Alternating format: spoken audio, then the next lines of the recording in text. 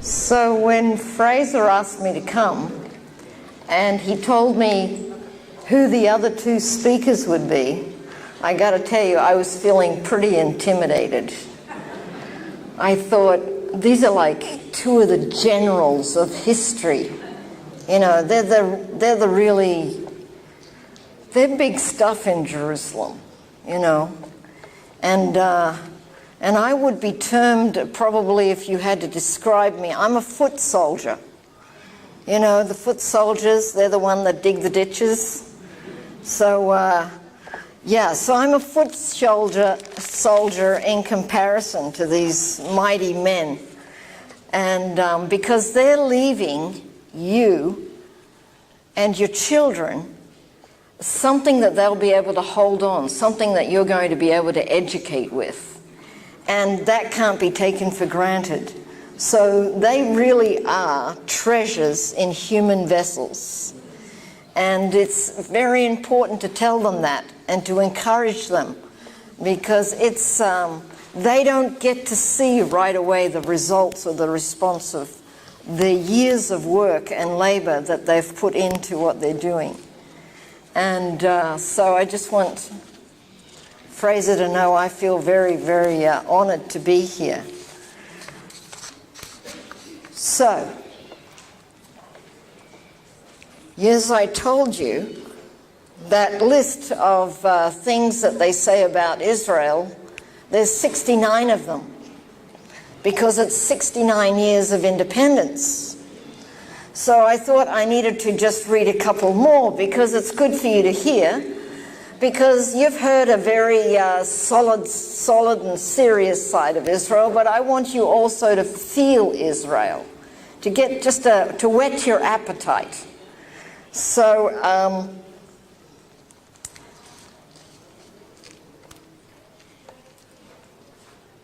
I love that Mendel, the old man at the wine shop next to my apartment, salutes me every single evening as I come home in my army uniform. I just love it when the bus drivers sing loudly to the music playing on the radio in the bus and people just join in randomly. I love Israeli soldiers. I'm one of them myself. But when I look at them, I feel so proud. I love that passive aggression doesn't exist in Israel. If people are angry, they are angry. And they tell you to your face. And after you apologize, they'll give you a big hug. I love it that when someone goes to the toilet, they'll ask a total stranger at the next table to keep an eye on their handbag. So I've begun to do the same thing myself. I love it that when one of my best friends crashed at my apartment for a few weeks, she ended up meeting her husband. He was the Israeli guy who lives upstairs. I love how normal it is for Israelis to wear jeans to weddings. It's not the most stylish thing of all, but it shows how comfortable everybody is with one another. I love it on Memorial Day, when the siren sounds, that the buses stop in the middle of the street and the passengers get off. And even if you're on a plane in mid-flight, they turn on the siren and the passengers stand up on the LL planes. I love that a local restaurant owner who lives by me sent me over some free chicken noodle soup when he saw I was sneezing and not feeling well, coming home from the army sick. I love it at weddings that it is customary to say Mazal Tov to anyone, even if you're not the one getting married or even if you don't know the bride and groom. It's always Mazal Tov. I love it when a waitress drops a glass or a plate or her tray in a restaurant, and there's a loud shout of Mazal Tov! I love that on numerous occasions I've witnessed people on the bus have heated conversations ranging from politics to love life. And everyone joins in and everyone has an opinion.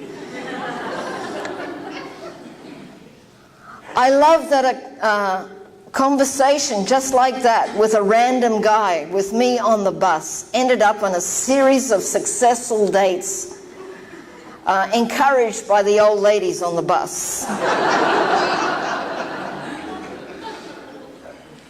I love that my commander in the army is the one who tells me when my eyebrows need to be done. I love waking up in the morning and seeing my army uniform on a hanger, and my pride that I am serving in the army of Israel sends me out the door. I love it that there's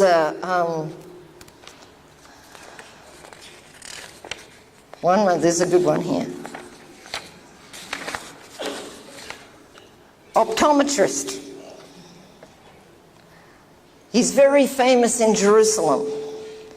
And every year for the Independence Day, he'll put up a sign outside his store saying 58% off all glasses. This year it was 69% off all glasses, and the queue of customers went down the street.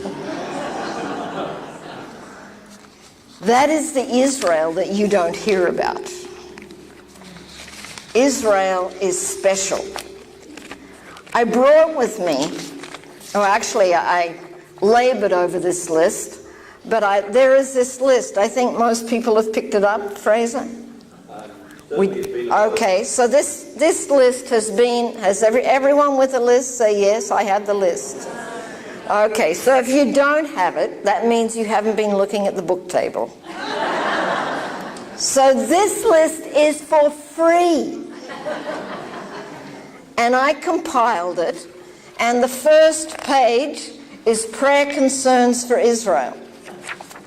The second 2 pages are good things happening in Israel. And one of the things that people that love Israel that I've discovered is that they're simply not well equipped with good information. When you try to defend Israel, you always go up into default mode and you start throwing scriptures at people. But you also need to throw information at them. Facts, that's what you need. So these are some wonderful pieces of information. And ladies, I strongly suggest you keep this in your purse. And, you know, when you be Israeli, you go to a coffee shop or the food court here perhaps, and you strike up a conversation and you get your 10 cents worth in, whip out your little page and say, well, I can tell you something good about Israel. And, you know, people will be amazed. For example, let me just read a couple of them. Oh, they're getting up now. I'm going to get them. That's good. Okay. Did you know that the first Arab legal advisor to the Israeli government is a 34-year-old Christian Arab from Haifa who has become the legal advisor to the Ministry of Development, making him the first Arab ever to occupy the position of legal advisor in the Israeli government. We have a Christian Arab who's giving advice to the Jews. I think that's poetic justice. Dr. Michael Kaufman helped 16 Palestinian Arab children here for the first time. He performed implant surgery on 16 Palestinian Arab deaf and dumb children to allow them to hear for the first times. On some occasions, she performed 6 of the operations in 1 month. They've had successful trials of tennis elbow treatment. They can predict when someone is going to have a heart attack and a stroke. They have an app that connects cancer sufferers. They have a new aggressive treatment for breast cancer. And for you, Australia, they have something special.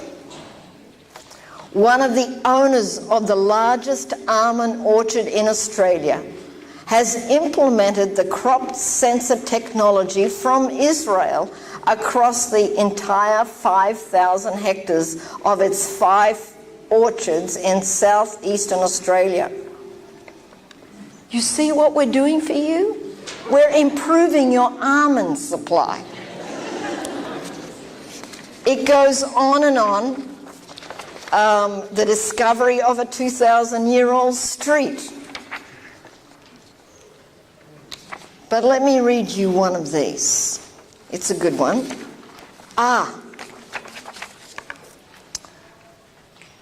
Eritrean refugee who was employed in a supermarket lost $4,700 that he had saved up for his future wedding.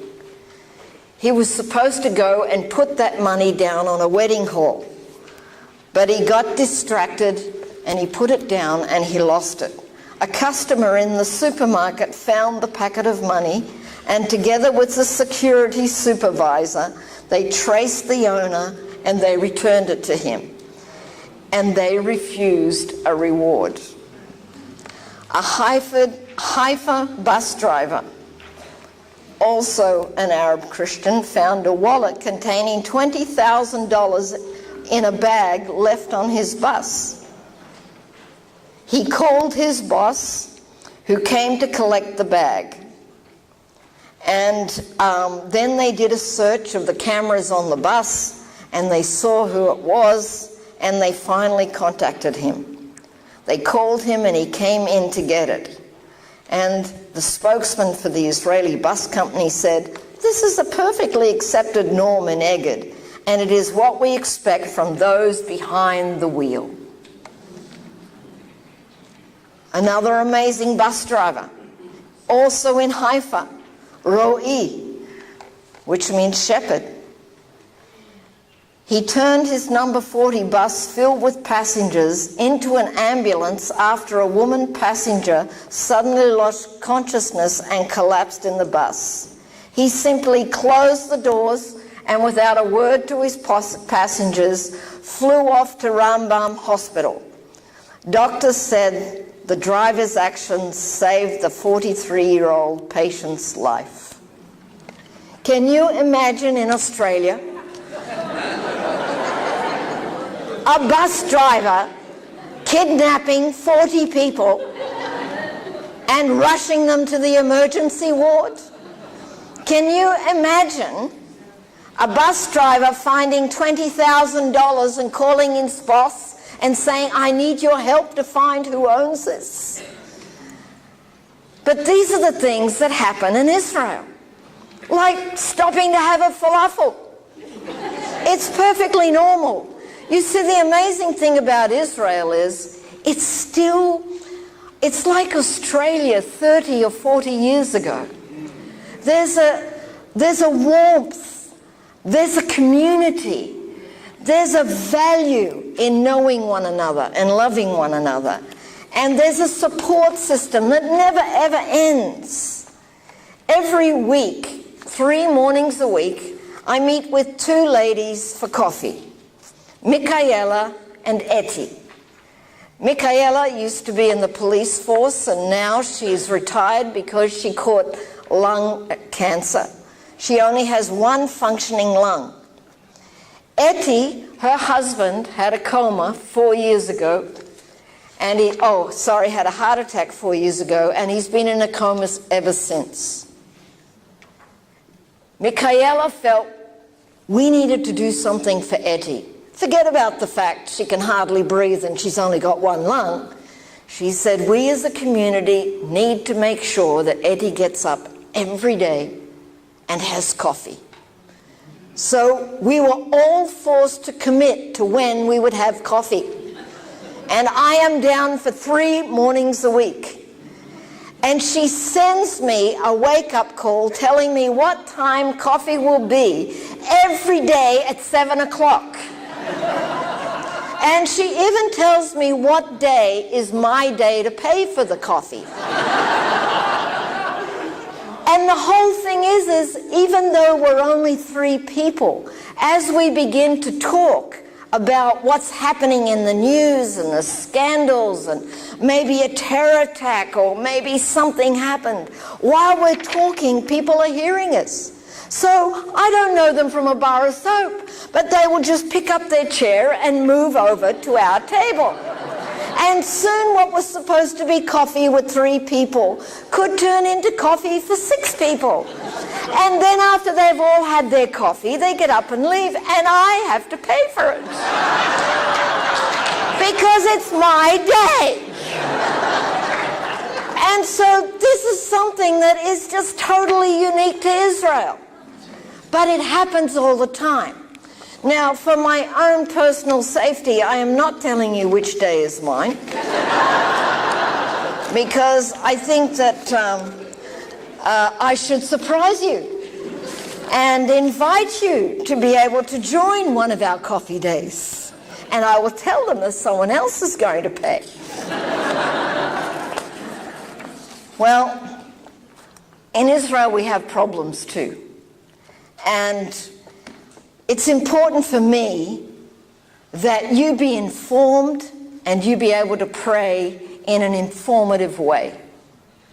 And so I made a list of just 4 major problems that we have in Israel. This is a no-brainer. You can learn this if you do not have a pen and a paper. Apart from all of the ones on the list that I've given you, these 4 are really important. Number 1, I'll give you time to get your pens out. Number 1, corruption in high places. The present government is being investigated for 4 different corruption scandals. We as Christians are called to pray for those in authority. We're not supposed to pray directive prayers. We're supposed to pray. Pray that God will give them wisdom. Pray that God will raise them up. This is a serious issues, these corruption issues. Already the former Prime Minister of Israel, Ehud Olmert, ended up being prosecuted, and he was the first Prime Minister to be sent to prison. Our President was also sent to prison for sexual harassment. These are not good things. But as the Arab governments say, and their leaders, it's the one thing they respect about Israel, that they don't mess around. They send their leaders to prison. No Arab leader would be sent to prison for sexual harassment or for funneling off a little bit of money on the side for the wife. It would be a perfectly acceptable norm because they have tribal mentality, the strongest rules. Israel is the only democracy in the Middle East, and they are showing all the signs of a democratic state. It's unpleasant. It's not nice to talk about. I know you want to hear only good things, but you need to know about it. You need already to be praying for God to raise up godly men who can lead the nation of Israel. Amen. The religious camp is the second thing you need to be praying for. There is a great tear and divide in the religious camp in Israel. The ultra-Orthodox have overstepped the line as far as implementing Jewish laws, and they have begun to usurp themselves on secular Israeli society. It has caused a tremendous tear, and it has come to such a terrible state that if an Israeli soldier happens to wander into an ultra-Orthodox section of Jerusalem, he can be stoned and beaten by ultra-Orthodox Jews. It's religion, a spirit of religion. And we all know that when that religious spirit becomes empowered, that they believe they can do anything in the name of God. We need you to pray against that. Pray for the religious leaders, that they will be leaders and not dictators. A Temple Mount crisis. You're all fully aware of this right now. You've been seeing all the news. This is just a symptom of a spirit of anarchy that has been sitting all the time in Israel with unfortunately, our Muslim community. Every summer we have a resurgence of this. Every summer they feel empowered and they're encouraged to go out to the streets and to enforce their values on others. The sadness is that the media never gives the full story. They never gave the full story that the 3 men that shot the Druze policeman had actually hidden the weapons in the mosques on the Temple Mount. They never gave the story that they were running to the mosque to hide themselves, hoping that they could cause a major world event. And ever since then, there has been turmoil. Have you seen the family of 3 that were murdered by a 19-year-old just last week? And his mother's words had inspired him to go out and kill? This is all a spirit, a demonic spirit. And it's all tied to the Temple Mount. You ring the words Temple Mount, Alaska, and already fanaticism steps in. We need for you to pray for us. In my neighborhood where I live of French Hill, just on last Friday, my daughter sent me a message and she said, "Mum, it is really weird here." She said, "People are not out walking, there's a nervousness in the air, and there is a spirit of malice that you can almost touch, a spirit of malice." You need to tell people to pray. We need for you to pray. It's important to us. When it becomes so real, you can feel it. The 4th thing is all about money. The Israeli government is trying to pass a bill in the Israeli Knesset. On your slip here, it states one of those things.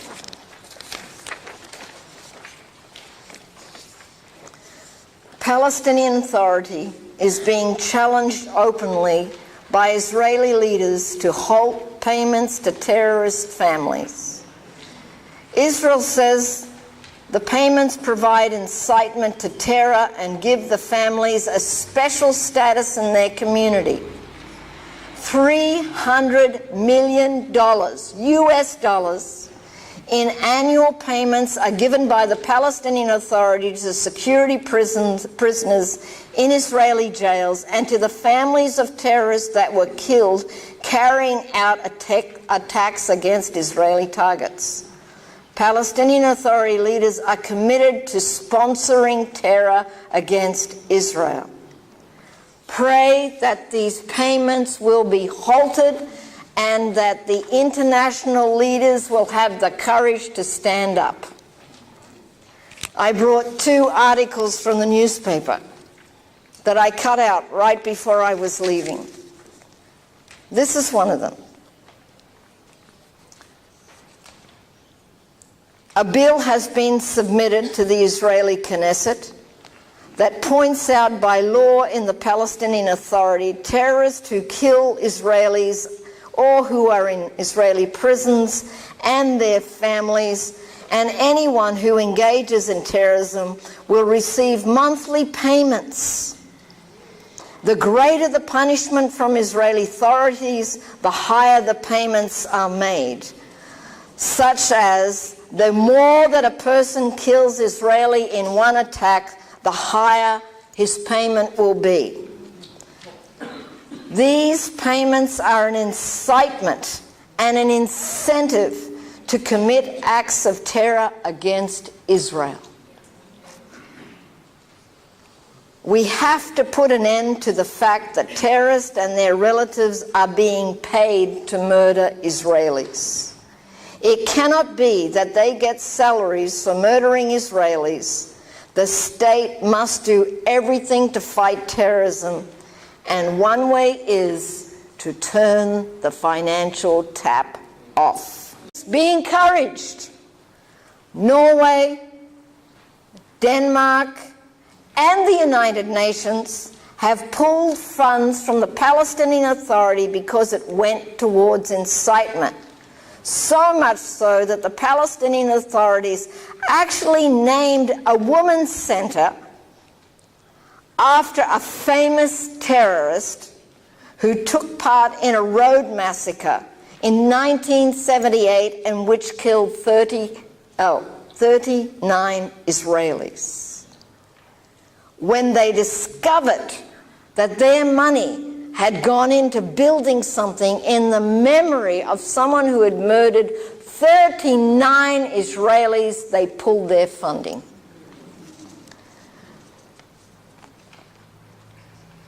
The US needs to stop funding the PA. They are the biggest funders, along with the European Union. Now, a US Senator, Lindsey Graham, has proposed the Taylor Force Act, which would stop all US funds to the Palestinian authorities until they cease paying terrorists. You need to remember the name of that bill, the Taylor Force Act.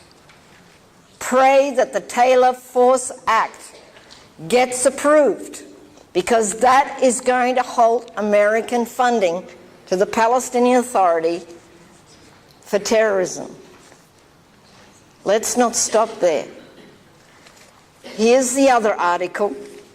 Terrorist victims' mother speaks to the UN about payments to terrorists. Ruth Schwartz spoke to the United Nations Forum and begged them to stop glorifying terrorism. My son was 18 years old when he died. He will never go to college. He will never get married. He will never have children. He will never have any joy in his life. I'm here because I'm his mother, and it's my duty to fight for him. Her son was killed in a shooting as he was spending his gap year between high school and college. He came from America to volunteer in Israel. His murderer was sentenced to 4 life prisons and today is receiving thousands of dollars a month from the Palestinian Authority. When she learned that her son's murderer is being compensated financially and celebrated in his community for the murder of her son, she was infuriated and asked to speak at the United Nations Forum. This is what she said. It just doesn't feel fair that a terrorist is sitting in jail, proud of himself, being lauded by his community, supported by his family, it doesn't feel right. And I felt I need to stand up and speak for my son. It's a simple request I'm making from you. Please do not kill, and please do not reward people who kill, because that is what you are doing now by funding the Palestinian Authority. In a January report of this year, a Palestinian terrorist's monthly salary can range from 1,400 shekels a month for a minor, up to 7,000 shekels for those in prison. If you get 15 to 20 years, it goes up to 12,000 shekels. And if you get more than 15 to 20 years, you get $3,000 a month for the privilege of sitting in an Israeli prison. In a perfect world, the international community would come to the side of Israel and condemn both the Palestinian Authority and the terrorist. But we do not live in a perfect world, because the international community has chosen silence. Will you choose silence? I'm not asking you to go to the UN. I'm not even asking you to go to your government officials. I'm asking you to go to the Father. I'm asking you to intercede. I'm asking you to stand in the gap. I'm asking you to go to battle with those principalities and powers in high places that are holding Israel at ransom. Will you do it? My daughter asked me to stir you up to pray. I'm going to stir you up to pray. You need to pray. Elie Wiesel, one of the greatest men in Israeli history, who spent time in camps during the Holocaust, became a great spokesman for human rights around the world. And this is what he said. Let me give you a little background on him. He always had a certain sadness about him. Even when he smiled, there was a touch of sadness.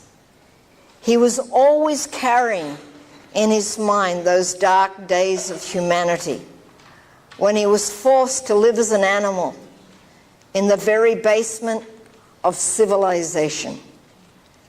He had a sharp mind, a gifted pen, and he published over 60 books. For the survivor who chooses to testify and speak out against this evil, it is clear. His duty is to bear witness for the dead and for the living. To forget would not only be dangerous, but offensive. To forget the dead would be akin to killing them for a second time. You, as a people, must not be silent, or you are helping the leaders' nations kill these victims for a second time. When he was awarded the Nobel Peace Prize in 1986, this is what he said. My message is one of peace, atonement, and human dignity. I believe in fighting evil forces, and I believe in the goodness of man, and that victory can be won. Whenever and wherever human beings endure suffering and humiliation, your silence kills them again. You must take a side. Being neutral only helps the oppressor, never the victim. Silence encourages the tormentor, never the tormented. Friends, Jesus said, you need to be hot or cold, not lukewarm. I know it's uncomfortable. It is uncomfortable. I know that when I made a choice to stand with Israel, and when we made that choice of a family, I knew it would cost me. And it did cost me a lot. 4 of my 5 children went into the Israeli Defense Forces. 2 of my sons were in combat units. My oldest daughter was a drill sergeant, and a natural drill sergeant. She's still a drill sergeant. She's the one who said, "Get them to pray." My other daughter was in the Air Force for 6 years. And they were lonely years because they were the only Christians in their units. But they stood firm and they were unashamed of the gospel of Jesus Christ. And they bore that on their bodies and on their hearts. And they suffered discrimination, but they stood firm because they had a praying mother. And I would just say, just tell me who said that to you. I know what it's like to lie awake at night when your son calls you at 12 o'clock and says, "Mom, we're going on a mission. I don't know if I'll come back." And I couldn't pray. I was so filled with fear. But I had already prepared an army of people who were standing in the gap for my son. And they prayed. And yes, he got injured. And yes, he was scarred. And yes, he still suffers from shell shock. And yes, he has a limp in his spirit. But he's alive. And he finished his service. You see, there's a price to standing in the gap for Israel. There's a big price. The question is, are you ready to pay it? It's worth it. Because I firmly believe that it is better to speak out and to take a stand than to be lukewarm. We have everything to believe in. Everything. One of the things that Calvin constantly talked about was that covenant, where Abraham was taken out to look at the stars. And I've been in those moments with my neighbors when they were so discouraged. And they were like, "What's the point of being here? Our kids have no future. They're constantly being called up to reserve duty. They don't have what other young people have in other countries. We're always washing army uniforms. What's the point?" And so I'll tell them what the point is. Take them out and read a scripture.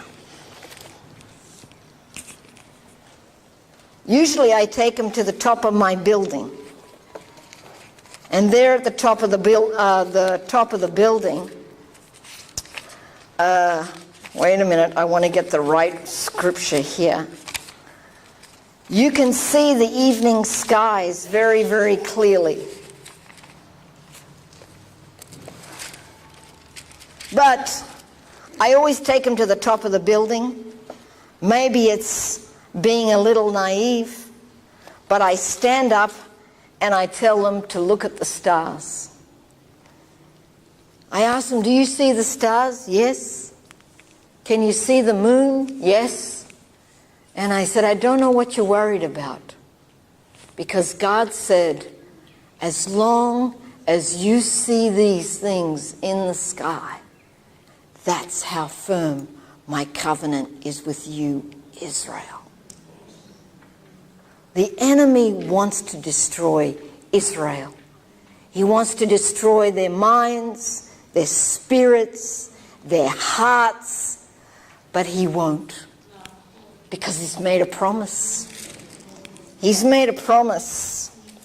For thus saith the Lord, who gives the sun for a light by day, the ordinance of the moon and the stars for a light by night, who disturbs the sea and its waves roar. The Lord of hosts is his name. If those ordinances depart from me, saith the Lord, then the seed of Israel shall cease from being a nation before me. But thus saith the Lord, if the heavens above can be measured, and the foundations of the earth searched out beneath, then I will cast off all the seed of Israel. Our God is an honest God. He is faithful and true. I was told that as a Christian, you could never live in Israel. It's impossible.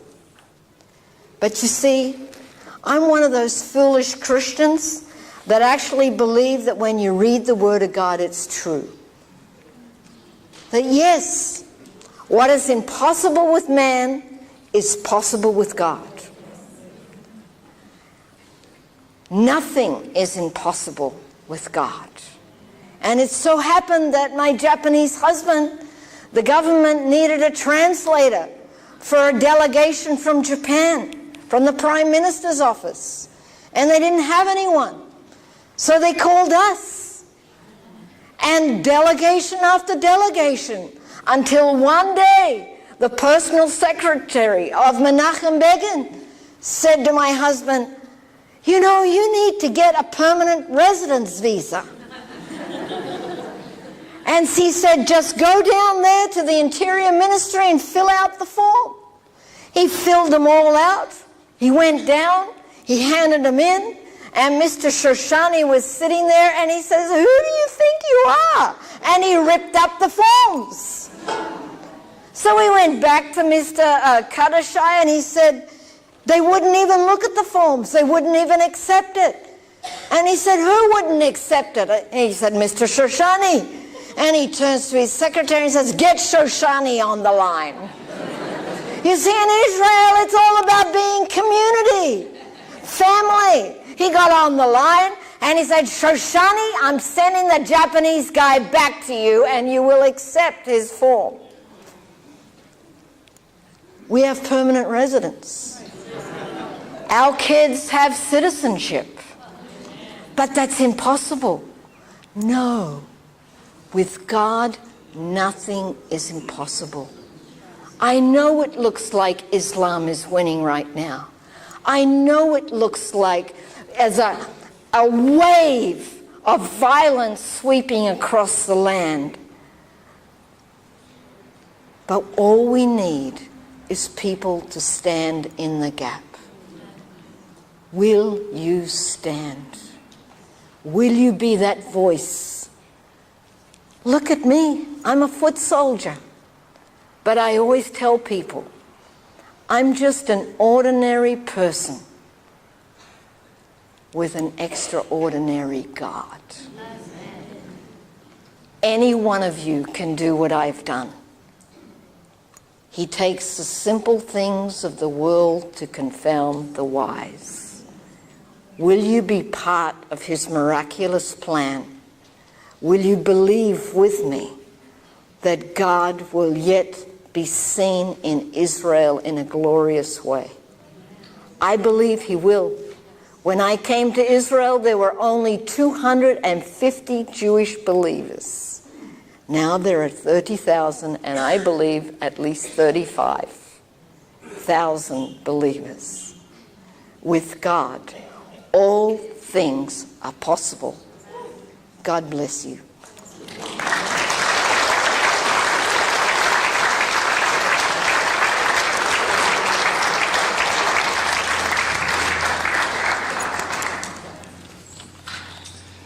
Thank you, Christine. There's the challenge. Will you pray? Now, it would be absolutely unthinkable that we should finish today without praying. So we are going to do that. There are a few things that I need to announce, but we are going to pray. And I'm going to ask some people